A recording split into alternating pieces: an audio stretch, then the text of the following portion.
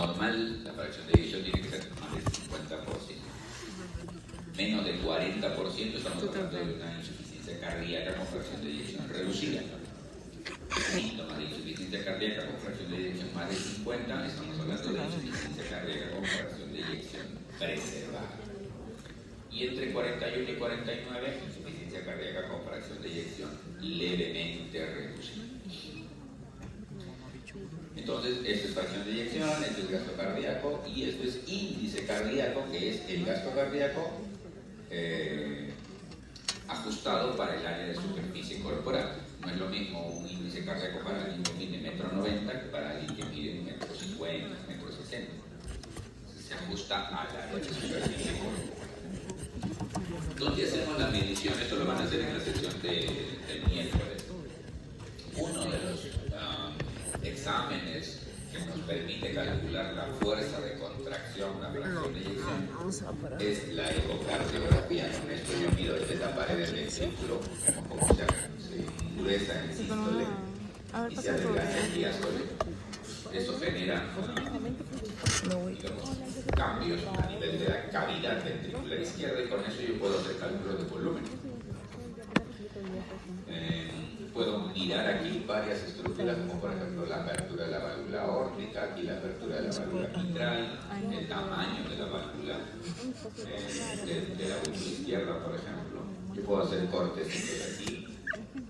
Si hago este corte, estoy cortando el ventrículo derecho aquí, la aorta aquí y la aurícula izquierda acá y voy a tener esta imagen.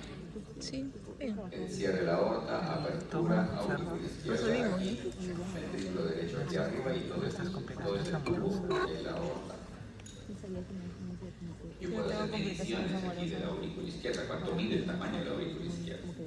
Si yo hago el corte aquí, voy a ver el movimiento de la válvula mitral, cómo se abre, cómo se cierra, fase llenado rápido, fase llenado lento, contracción de aurícula que vuelve a abrir la válvula y luego se vuelve aquí a cerrar.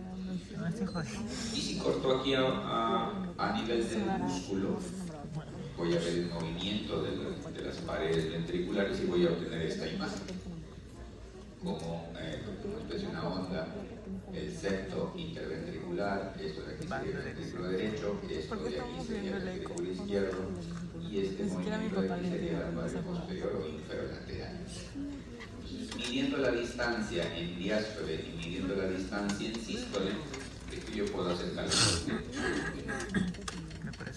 Entonces, allí yo tengo que ubicar mi fin de diástole, ubico mi fin de sístole y la máquina automáticamente me hace el cambio, me hace el cálculo.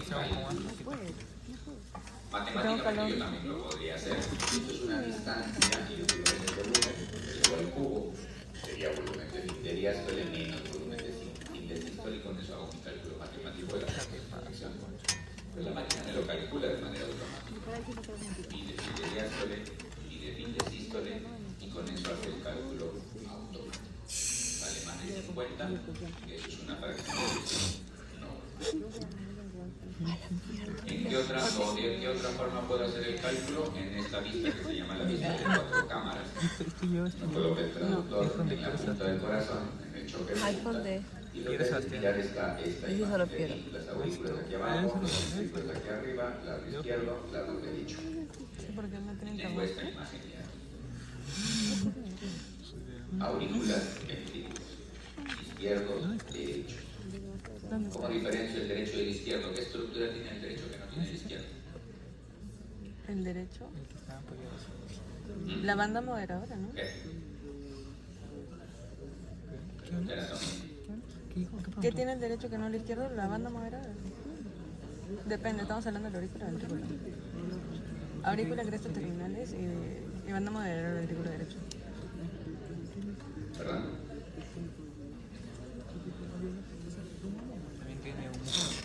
La banda moderadora. ¿Ves? Aquí está la banda moderadora. Miren, Soy esta banda demasiado que cruza el inteligente. ventrículo. Este no tiene. Hija de cardiólogo, pues. ¿Qué trabaja? Así puedo diferenciar. Lo otro es la zona de inserción. Si ustedes ven, la tricúspide se inserta un poquito más apical que la válvula mitral. No son huevadas. Y la morfología también puede ser, ¿no? Es de más triangular, es de más elíptica. Pero la banda moderadora es la que me marca un poco la diferencia. Entonces aquí yo también estoy mirando el ventrículo izquierdo, cómo se dilata y cómo se contrae. Si yo lo agarro en dilatación, voy a poder medir el volumen de mi diástole. Si yo lo agarro en contracción, voy a medir el volumen de mi sístole. Eso lo puedo hacer en esa imagen llamada 4 cámaras, pero también lo puedo hacer en esta imagen llamada 2 cámaras. Simplemente giro mi traductor y con eso puedo obtener esta imagen. Igual ventrículo izquierdo aquí, aurícula izquierda que ven la orejuela, como forma ahí ese cachito ahí. Puedo igual yo medir volumen de fin de diástole y volumen de fin de sístole. Hago este friseo en la máquina o congelar la imagen, ubico fin de diástole, hago un trazo, ubico fin de sístole, hago un trazo, y con eso la máquina automáticamente ¿Es tu tamaño?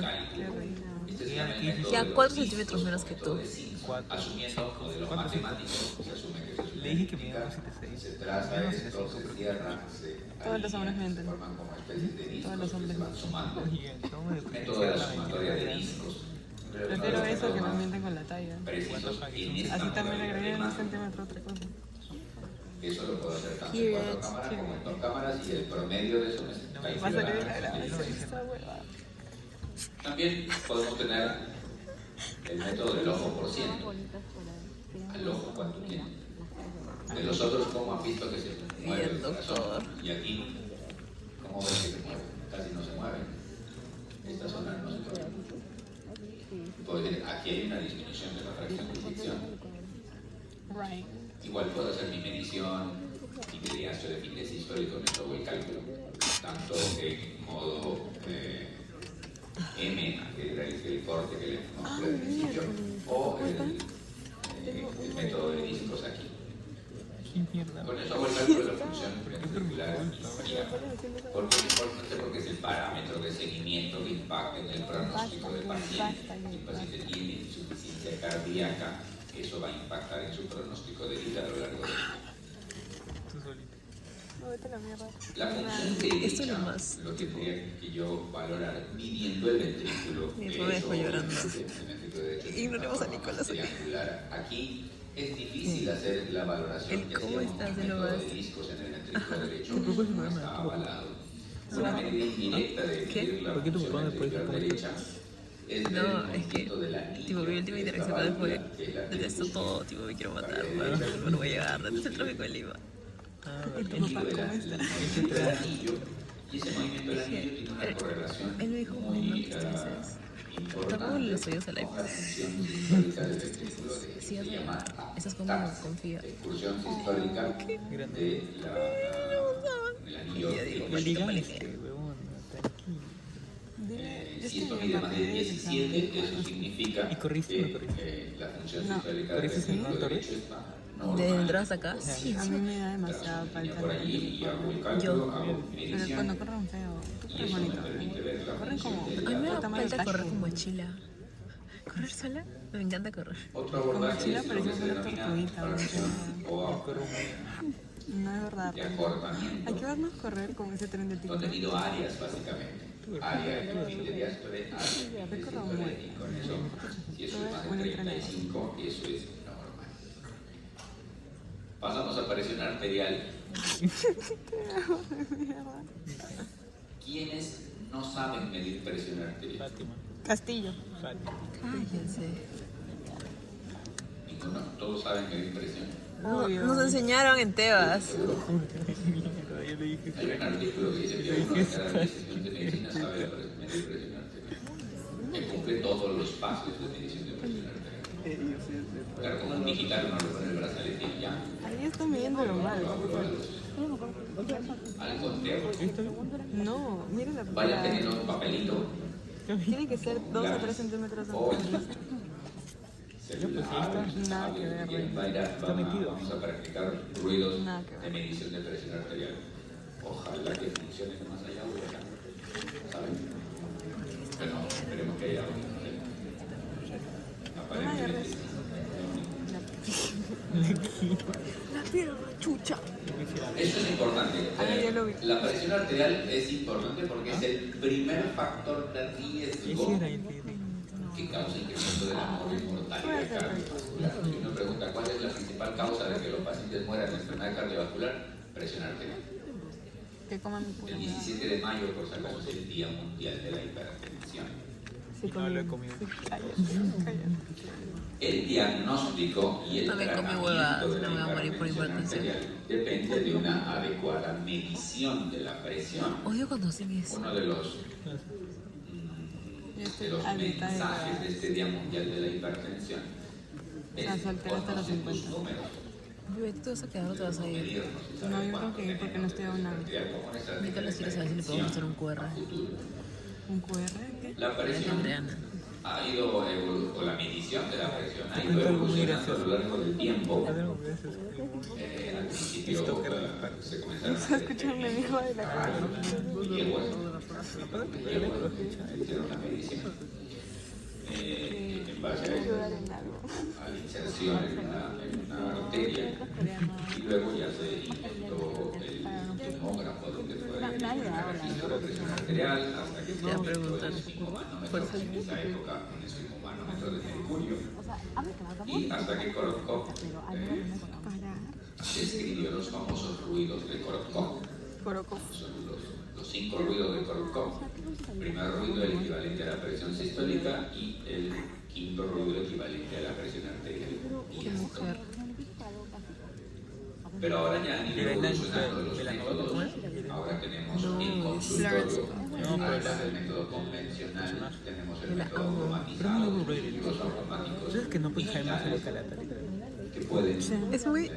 Sí, bro, es muy. Smash. o que se usan actualmente para hacer Es medición de demasiado. presión. Ella, tipo. Pero, creo que fue una pregunta del examen, estos métodos automatizados necesitan equipos validados para hacer Dios, seguimiento y medición de presión.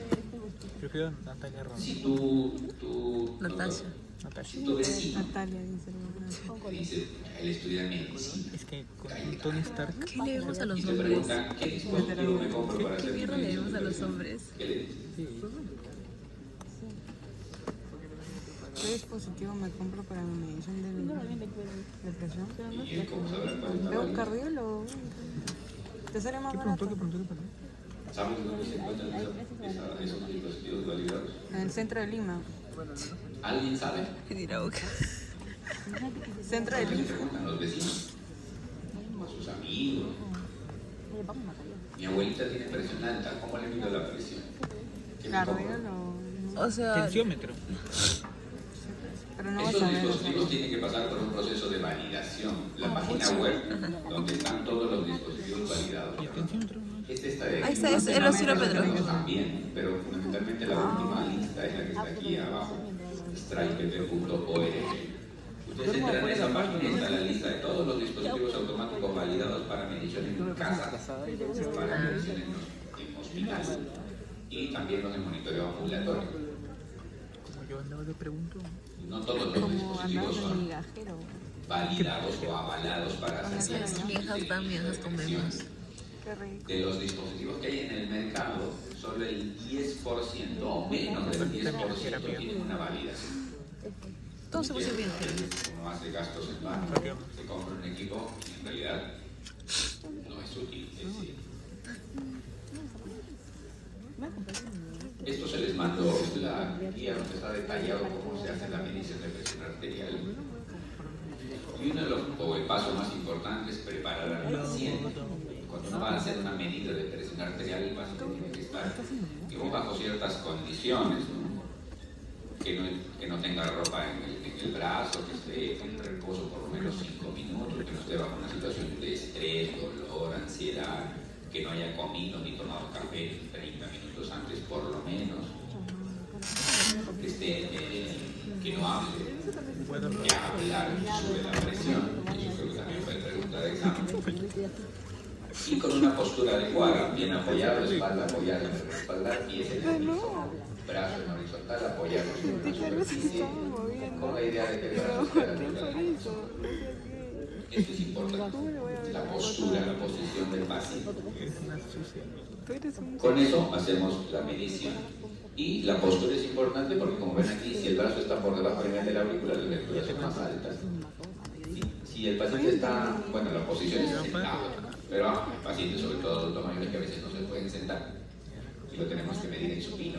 En supino tenemos que poner una almohadita para que el brazo, porque si está echadito y su almohadita está así, el brazo está acá, ya el brazo está por debajo de la altura del corazón. Se le pone una almohada para que el brazo esté más o menos a la altura. Cuando están en supino.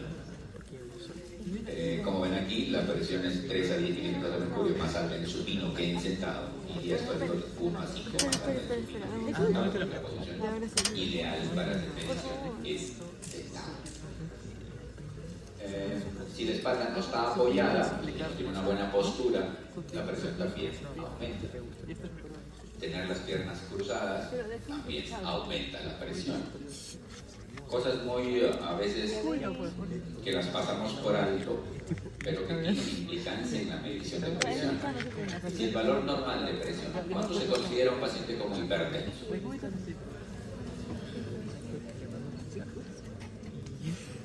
130. Y está con la verdad. 80, 130, 80. ¿Alguien tiene otro valor? La reacción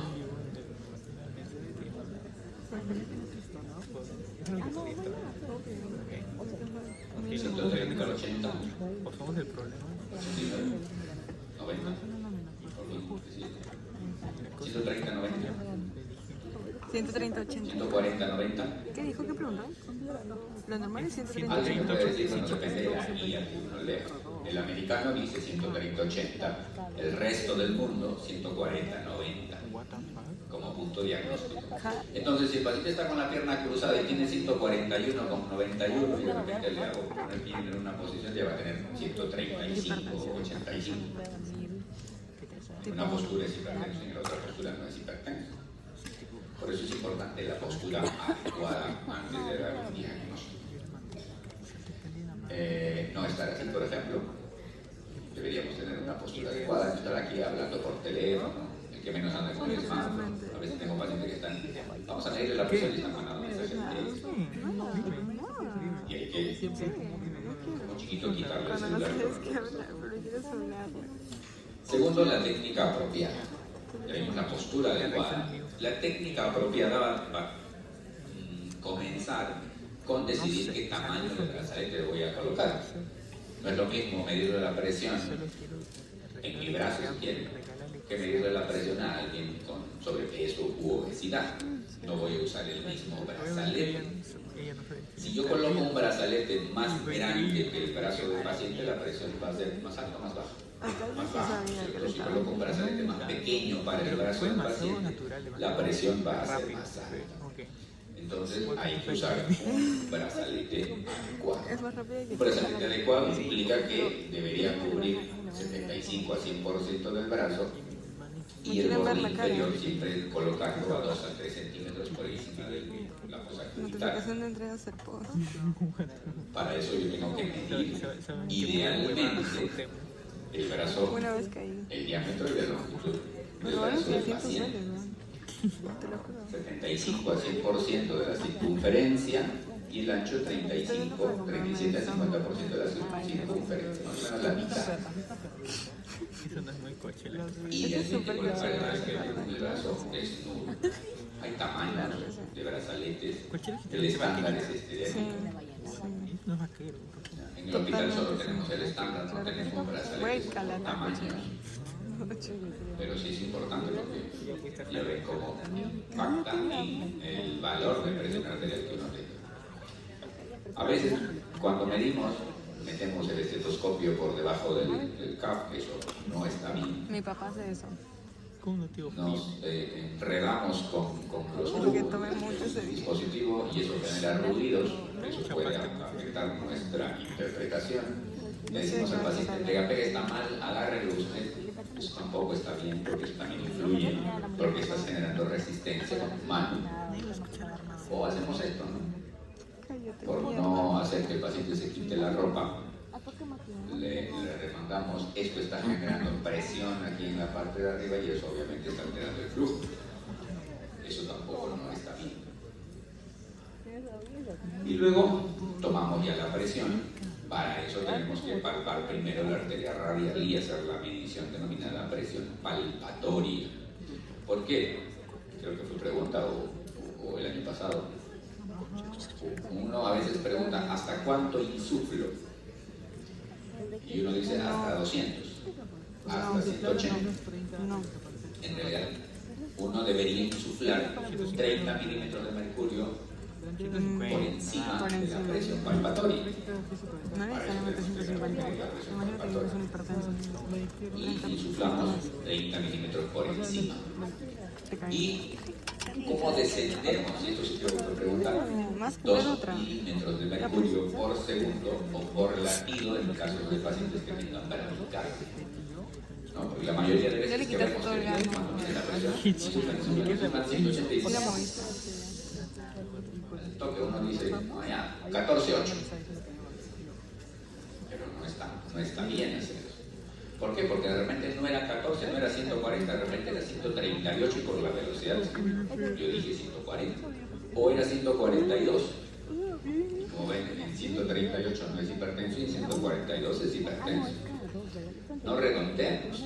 Siempre estamos acostumbrados a redondear. No deberíamos redondear. Y lo que vamos a practicar un poquito más. Las certificaciones de medición de presión arterial, cuando das un examen de medición de presión arterial, uno se puede equivocar más o menos 2 milímetros de mercurio. Esa es la tasa de error que uno les permite cuando uno va a dar certificaciones de medición de presión. Entonces, descubrimos el brazo, tomamos el pulso radial, hacemos medición palpatoria, colocamos el brazalete y escuchamos. Ya no se usan esos dispositivos de mercurio, ahora son dispositivos anaeroides tipo reloj, por cuestiones ambientales. Bloqueo rama izquierda. Bloqueo rama izquierda. Y al momento de hacer la medición, ya sabemos que depende de una insuflación y depende de una desinsuflación, si quieren, adecuada. Y tenemos que documentar. ¿Eso es del CP? No, es de hoy. Esto es fibrilación auricular.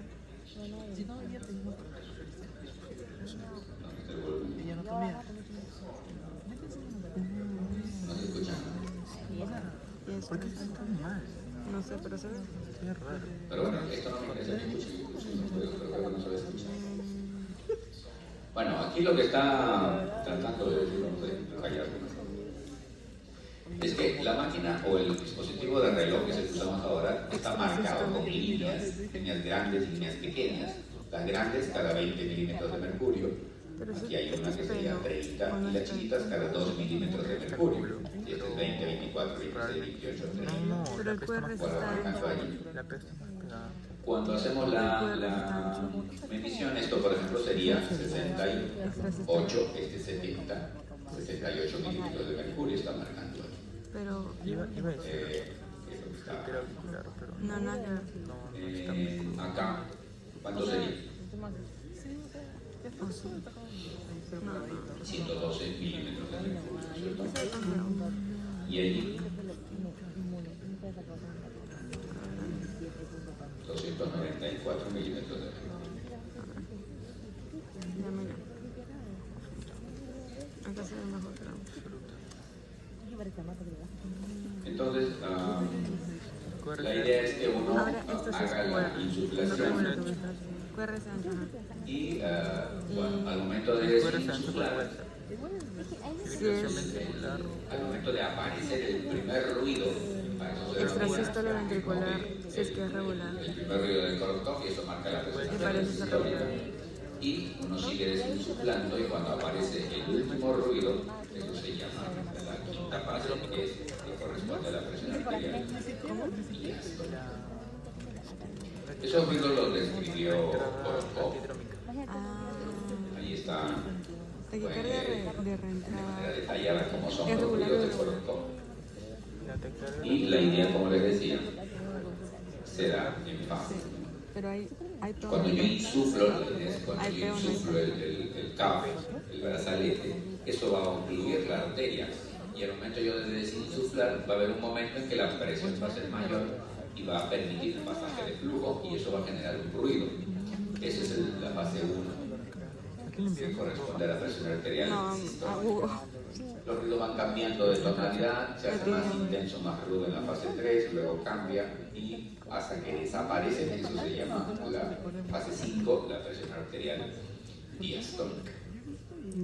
Hay situaciones en las cuales nosotros deberíamos registrar la fase 4, o hay situaciones en las cuales el ruido ya no desaparece, por ejemplo en insuficiencia aórtica uno puede tener 0 de presión arterial diastólica, en el caso de insuficiencia aórtica por ejemplo.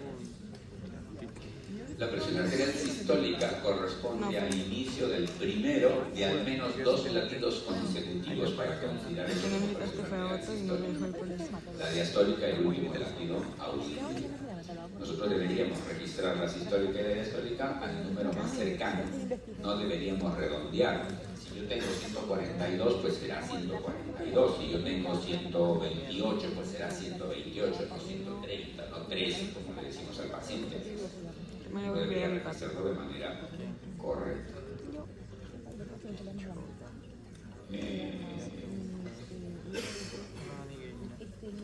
Creo que no se ve eso. Gracias.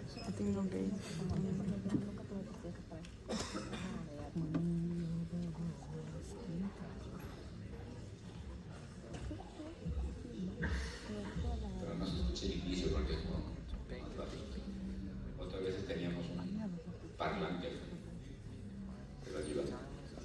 Bueno, eso no nos va a permitir hacer las mediciones. Teníamos 10 ejemplos para que practiquen, pero bueno. Normalmente se hacen 3 mediciones. Se anula la primera y se promedia la segunda y la tercera. Eso es lo convencional que se hace en una consulta. El otro parámetro es que deberíamos medir la presión en ambos brazos. También fue pregunta del examen. ¿Por qué? Porque a veces, normalmente, ¿cuánto es la diferencia entre un brazo y otro? Poquito. ¿Hasta cuánto es la diferencia entre un brazo derecho y un brazo izquierdo? 10 milímetros de mercurio. ¿Y entre brazo y pierna? ¿Y qué están viendo? 5. Diferencia. ¿La presión? Yo digo que 5. ¿Quién sabe? No es lo mismo medir en la pierna que medir en el brazo.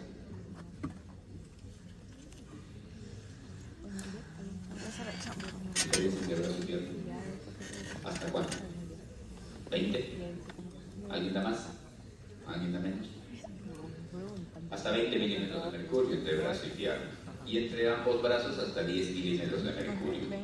Si tengo más de 10 milímetros de mercurio de diferencia, eso implica que hay riesgo de mortalidad incluso. ¿Por qué? Porque ese paciente tiene alguna lesión en esa arteria donde tenga menos presión.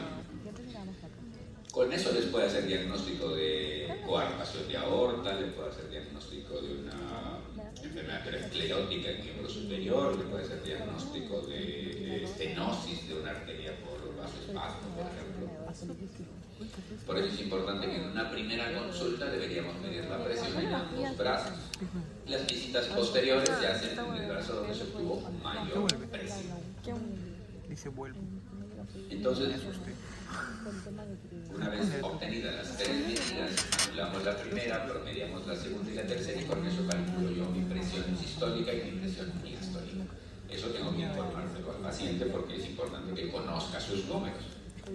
Entonces, ambiente adecuado, posición adecuada, brazalete adecuado y procedimiento adecuado. Se vengo de reentrada, espérate.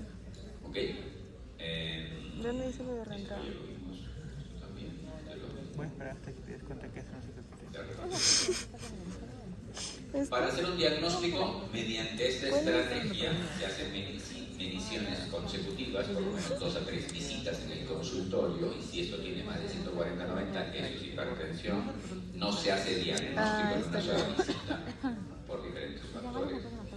Y si fuera disponible, confirmar con mediciones fuera del consultorio. Por estas cuestiones técnicas, tanto del aparato, del brazalete, de la premura del tiempo para hacer la medición, de la falta de cumplimiento de todos estos pasos que hemos visto para medir presión, es que aparecieron los dispositivos digitales y los dispositivos fuera del consultorio.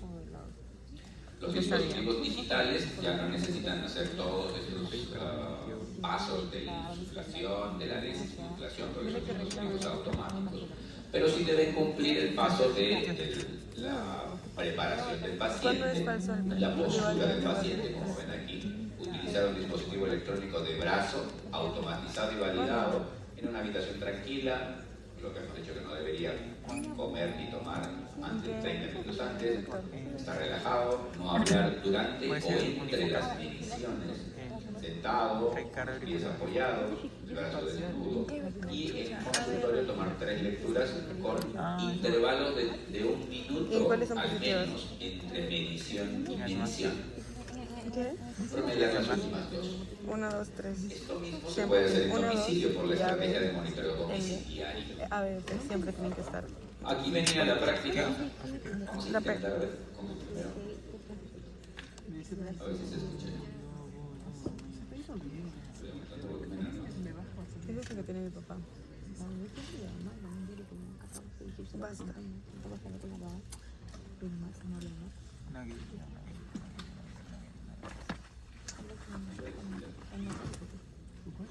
Dani, ¿cómo que era 3?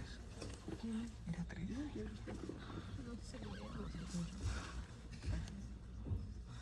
Si se escucha. Están en silencio.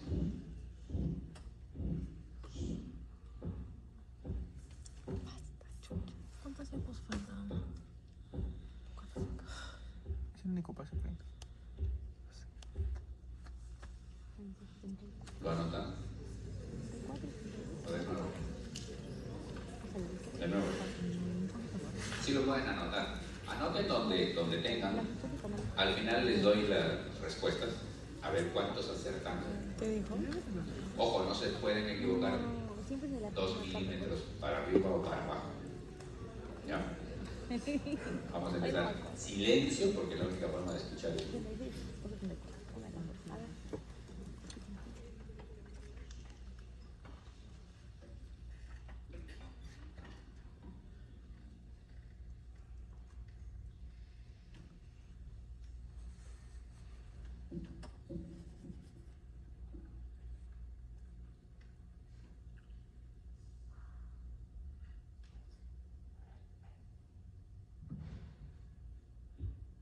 $120.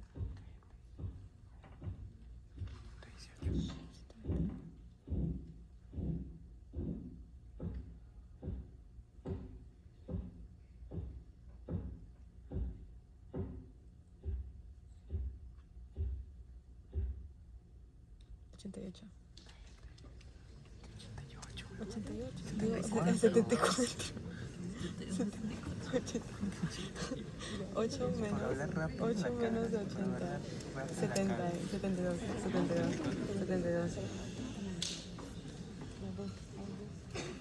Voy a apuntarlo, espérate. No, yo voy a apuntar lo mío. Pero es que quiero ver algo. Ya apúntalo.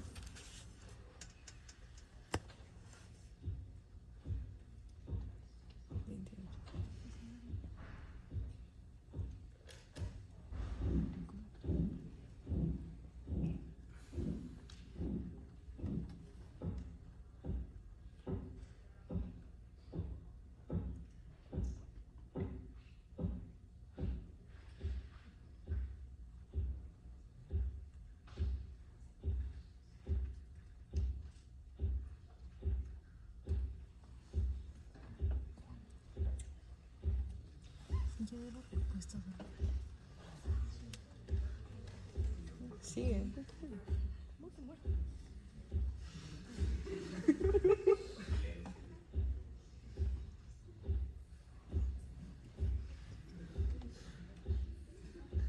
What the fuck? Yo seguía contando.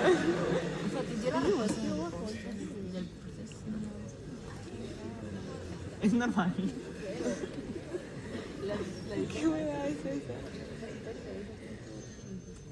Pero era 128. ¿Esta cuál era? 128 grados sobre 0. 132.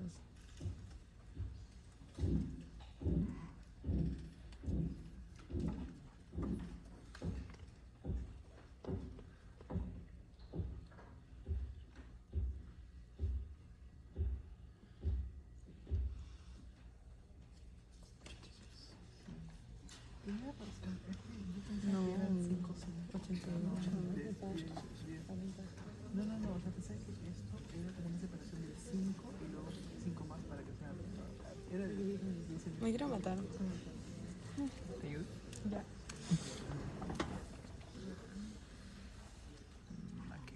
No quiero. Traigan a mi papi. 39 o 38. 36. ¿Qué hablas?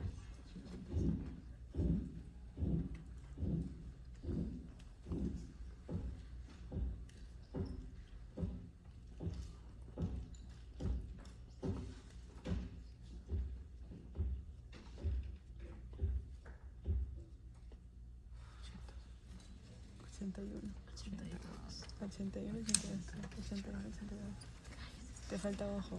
Le falta ojo. No va a ser cardiólogo.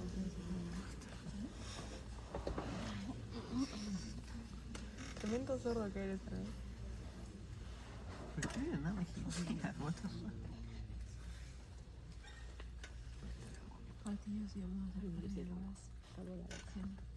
Ok. 120.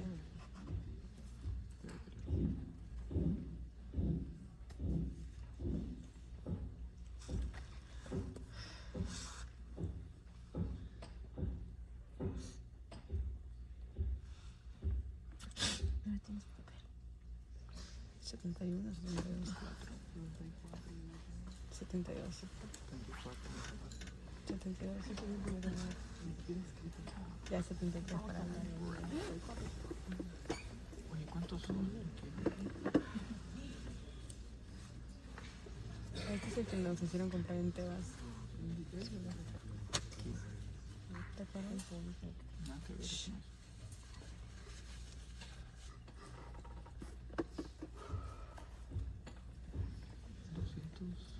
11. 12.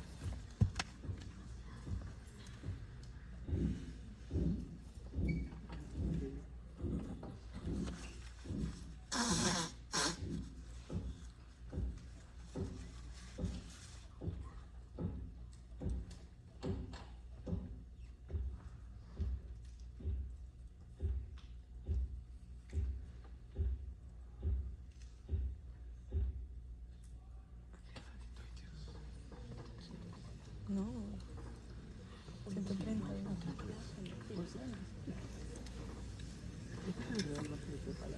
¿Cuántos faltan, doctor? Y el joven va a vivir.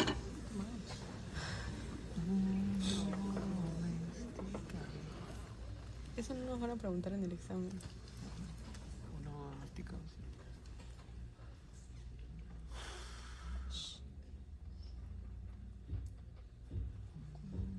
49. 49.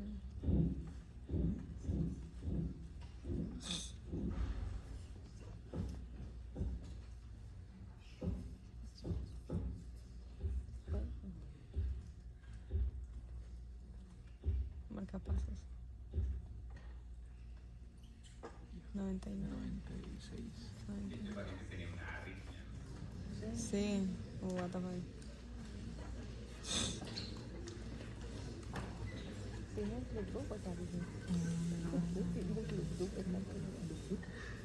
¿Por qué todavía no responde? Se despierta. Tal vez te estoy mirando. Ok, hipotenso. Está tímido. 98. Ah, 96.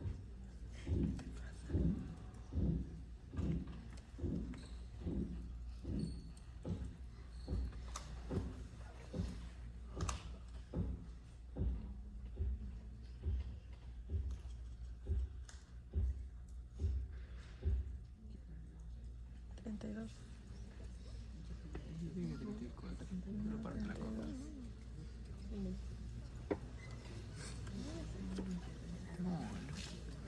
Puedo platicar con los pacientes de mi papá. Voy a platicar con los pacientes de mi papá.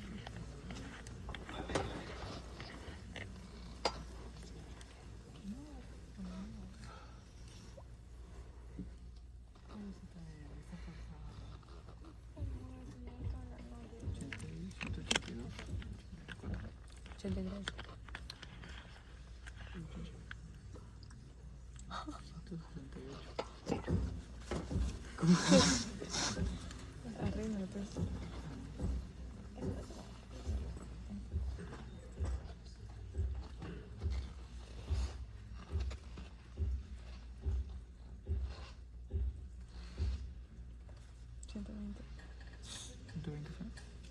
118. 120.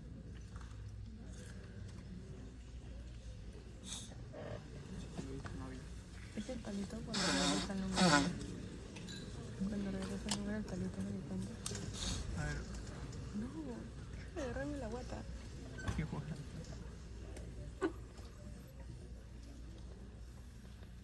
Am I fat?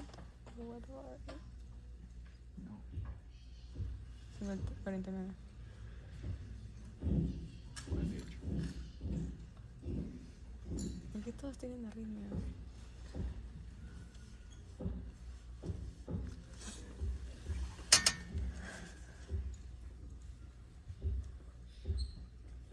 Me están detonando. 93. No, qué chicha. 96. No quiero. Ya mucho, dijo. ¿Les doy la respuesta?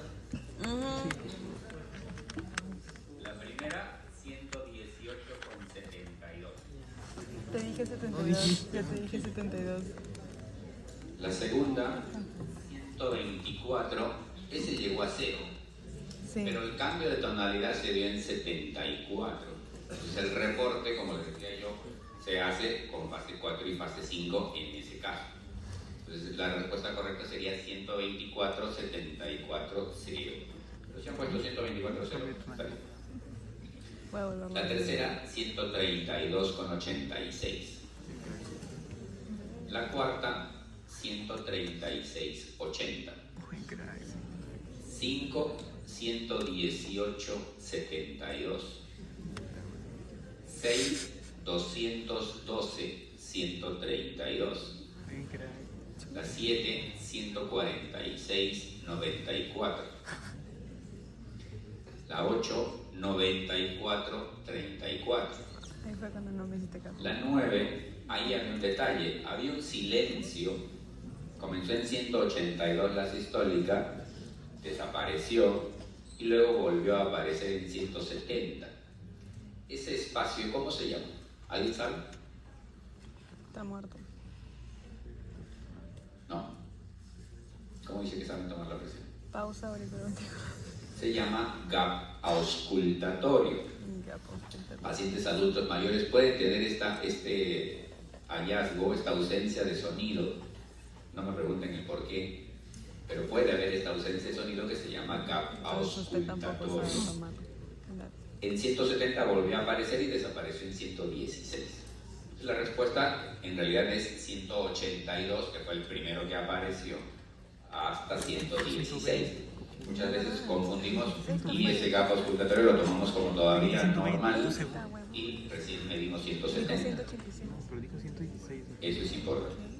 Y la última, 146,94. Siempre tengo razón. No, tú dijiste 120. Siempre tengo razón. ¿Alguien hizo 10 de 10? Yo. 9 de 10, Levante la mano. 2. Qué bien. 8 de 10, Ese es 7. muy bien. ¿Y el resto? 7. 7. Bien. Es practicar, es afinar el oído porque, ya les digo, esto nos da un valor importante para el paciente. Pero como les decía, ahora ya la tecnología ha avanzado, pero cuando estén en su centro de salud van a tener que hacer eso.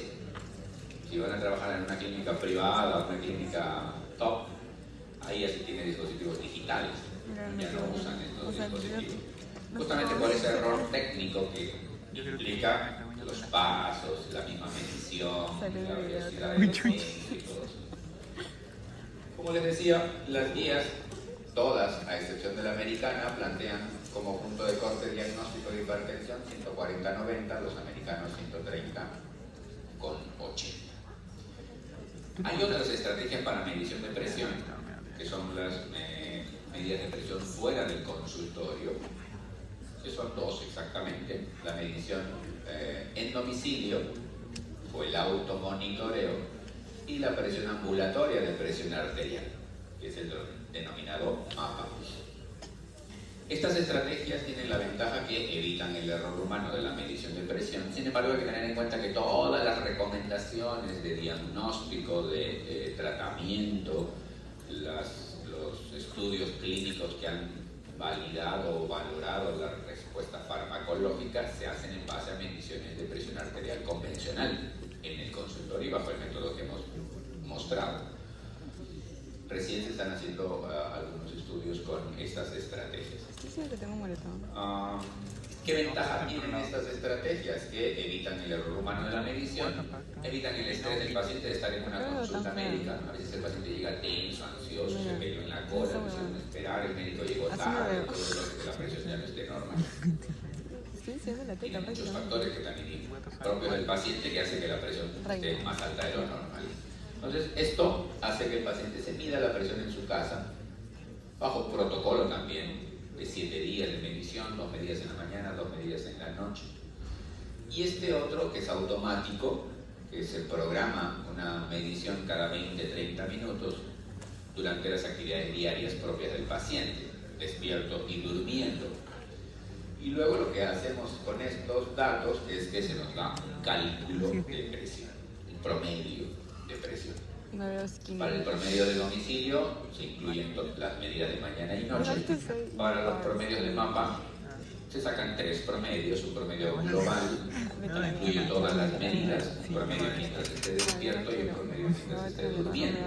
No es lo mismo un diagnóstico de presión mientras duermo que un diagnóstico de presión mientras esté despierto. Cuando estoy despierto tengo un poquito más de presión, mi umbral diagnóstico será un poquito más alto. Estos son los promedios, lo van a ver seguro en la clase del miércoles. En consultorio le hemos dicho 140-90 a más es hipertensión. En domicilio 135-85 en promedio es presión alta. Y en mapa, promedio de 24 horas 130-80 de día o despierto, 135-85 igual que el domicilio. Y de noche 120-70. Puedo tener varias variantes o fenotipos de pacientes hipertensos. Puedo tener un hipertenso que en la consulta esté, o un paciente que en la consulta esté con presión alta y de repente le pongo un mapa y en casa está normal. De repente estuvo hasta porque se peleó con la técnica, la hicieron ir temprano 5 de la mañana sin desayunar y la atendieron a las 11. O al revés, puedo tener un paciente que en la consulta puede que esté normal o casi normal y en su casa esté con presión alta. Esos son diferentes fenotipos de hipertensión. Si sus dos presiones están normales, pues será una paciente normal, normotensa. Si las dos están altas, será una paciente con hipertensión sostenida. Si está alta en el consultorio, normal en una estrategia ambulatoria, será una paciente con hipertensión de bata blanca o hipertensión del mandil blanco, por ahí verán. Y si está normal en el consultorio y alto en el ambulatorio, a eso se denomina hipertensión enmascarada. Pacientes con diabetes, pacientes con obesidad, apnea del sueño, tienen presiones nocturnas altas. Si yo no hago ese monitoreo o esa estrategia de monitoreo, no me voy a dar cuenta que tiene hipertensión en realidad. La ventaja de estos monitoreos de fuera del consultorio, sobre todo del mapa, es la valoración nocturna de la presión arterial. Ok, esto lo vamos a pasar, esto lo van a encontrar en Constanzo, las variaciones que hay en un paciente en respuesta a ciertas variantes fisiológicas como una hemorragia o cuando el paciente tiene vómitos, diarreas, pérdida de volumen o cuando el paciente cambia de posición o cuando el paciente hace ejercicio, que más o menos lo revisaron en el SGP número 2 también. Ahí encuentran los parámetros de variación o de respuesta fisiológica frente a cada uno de los estímulos. Vamos a terminar con lo del electrocardiograma. Ya esto lo vamos a pasar rápido, ya sabemos que el electro es el registro de la actividad eléctrica del corazón y eso genera diferentes ondas conforme va avanzando el impulso, despolarizando las aurículas, pasando a través del nodo, llegando a la fibra de Purkinje y despolarizando el ventrículo para luego repolarizarse. Beethoven fue el que inventó el electrocardiógrafo. Hasta ahora el examen cardiovascular más importante. No hacemos una consulta en cardiología sin un electrocardiograma. así como el neumólogo no hace una consulta sin una radiografía de tórax, el electro es parte fundamental de la evaluación cardiovascular. Así se hacían los primeros electrocardiogramas, en sus manos en agua, aquí una pierna en agua, que es el que se usa, y la otra pierna que es tierra, que es un aislante de la energía. En este aparato que usaba el registro, ¿no? Entonces la primera sonda de registro del electro. La utilidad que tiene el electro hemos dicho que es indispensable porque nos hace diagnóstico. Han visto las alteraciones por cuestiones estructurales, por cuestiones funcionales, problemas eléctricos. Nos permite hacer tratamiento porque si yo en un electro demuestro una arritmia, una taquicardia, un paciente con dolor de pecho o alguien que se desmayó, yo puedo tener un diagnóstico allí y generar una respuesta terapéutica. También nos sirve como estratificación de riesgo. Tengo un paciente hipertenso que tiene hipertrofia y que reconocer en el electro. Pero lo que venía ahora es la parte práctica, cómo tomar un electrocardiograma. Generalmente esto lo hace un personal técnico. Pero tenemos que conocer porque a veces el personal técnico no coloca bien los electrodos. La posición de los electrodos es importante porque si yo coloco mal los electrodos, puedo yo generar un bloqueo de la rama derecha simplemente por poner un electrodo por encima del cuarto espacio intercostal, por ejemplo. Entonces es importante que yo tenga un dispositivo adecuado, el gel conductor, los electrodos, los sistemas de fijación y obviamente tener un ambiente adecuado a una temperatura adecuada. Imagínense, con frío, aire acondicionado, el paciente descubierto, temblando de frío. Va a tener alteraciones del registro del electrocardiograma. Los aparatos hasta ahora no se modifican mucho porque consta de brazaletes para los brazos y piernas y electrodos que van en el pecho, que son 6, como hemos visto anteriormente. El tamaño han cambiado, pueden ser ahora bastante prácticos y manuales. El registro antes se hacía una tira larga, había una agujita que se movía como esos que tienen los temblores, los terremotos, y esas agujitas. Iba dibujando el electro en el papel y yo iba mirando cómo se dibujaba la onda. Ahora te lo registran en los papeles, uno lo puede imprimir, uno lo puede guardar en PDF o verlo de manera virtual. Ya esa tecnología ha ido avanzando con el tiempo. Los dispositivos son de diferente tamaño, registros de 3 canales sobre todo, algunos de 12 canales, y hasta dispositivos nuevos que sirven para registro de una tira de electrocardiograma que se está utilizando ahora para diagnóstico de arritmias sobre todo. Obviamente aquí no voy a ver si hay hipertrofias, o sumar o derivar, pero sí son de utilidad para las arritmias, sobre todo para fibrilación auricular, que es una arritmia muy frecuente y que genera complicaciones. Importante, el electro tiene que ser registrado a una velocidad adecuada y eso se gradúa en el aparato. ¿No? Hay situaciones en las cuales me conviene hacerlo más lento si yo no veo algunas ondas o quiero identificar mejor alguna onda, lo hago más lento. Pero hay que tener en consideración que su velocidad estándar es 25 milímetros por segundo y el voltaje estándar es 10 milímetros por milivoltio. Esto ya lo vimos, esto también ya lo hemos visto. Aquí, por ejemplo, en este trazado habíamos dicho que la velocidad aparece escrita, pero también me interesa la marca. Aquí ven, tiene 10 cuadraditos de ancho. La velocidad convencional es 25 milímetros por segundo, que son 5 cuadraditos de ancho de esa marca. En este caso, que este paciente pareciera que tiene bradicardia, pareciera que tiene bloqueo de primer grado, pareciera que tiene un QRS ancho y un QT muy prolongado, lo que pasa es que la velocidad está a 50 milímetros por milivoltio. Y si uno no mira eso, puede tener un mal diagnóstico. O como por ejemplo el de aquí. Tiene ondas tan grandes que uno puede decir que este paciente tiene una hipertrofia marcada. Pero ¿qué pasa? El voltaje está a doble de voltaje. Está a 20 milímetros por milivoltio. Entonces los complejos son el doble de lo real. Como que también puede venir no a 10 sino a 5. Los complejos van a aparecer chiquititos y de repente tiene hipertrofia. Hay que mirar antes de la interpretación la velocidad y el voltaje al que está tomado el trazado. Hemos dicho que necesitas un ambiente adecuado, un equipo adecuado, a una temperatura adecuada, el paciente tiene que estar con el pecho descubierto, se le explica al paciente el procedimiento, la posición que el paciente tiene que estar en decúbito supino.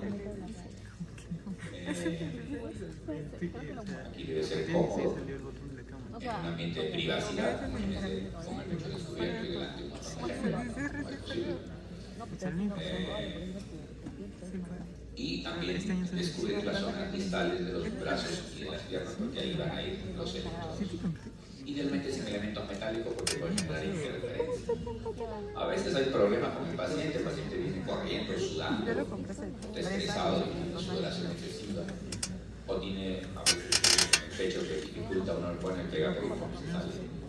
A veces hay que apresurar para que esto tenga un buen contacto. El gel es el que transmite la conducción eléctrica.